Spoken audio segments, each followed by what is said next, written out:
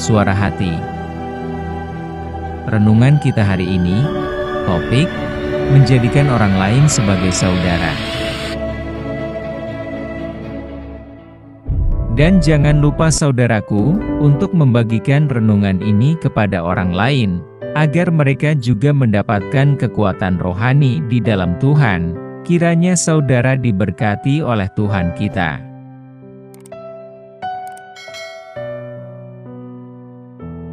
Nas renungan kita hari ini, Lukas 17 ayat 3 dan 4, jagalah dirimu.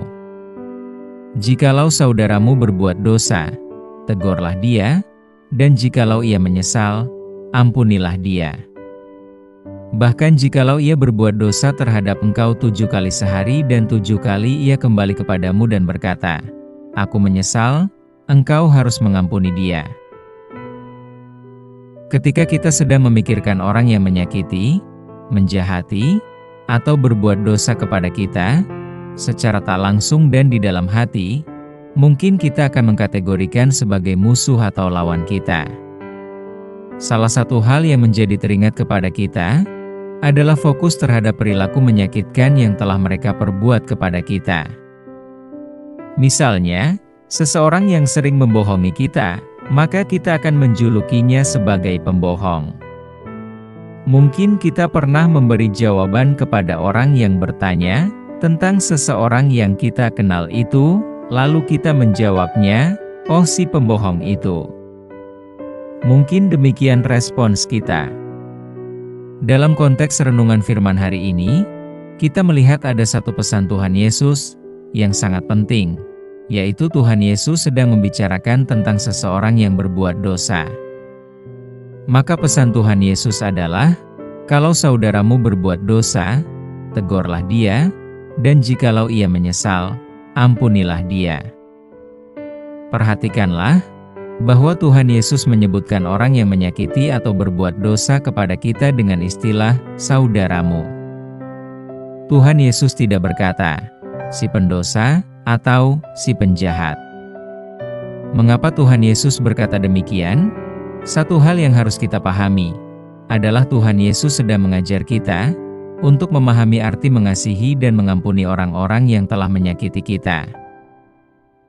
Kalaulah kita meminjam bahasa sehari-hari, Tuhan Yesus sedang berkata, jika orang yang menyakitimu berbuat dosa, dia tetaplah saudaramu atau lihatlah dia sebagai saudaramu.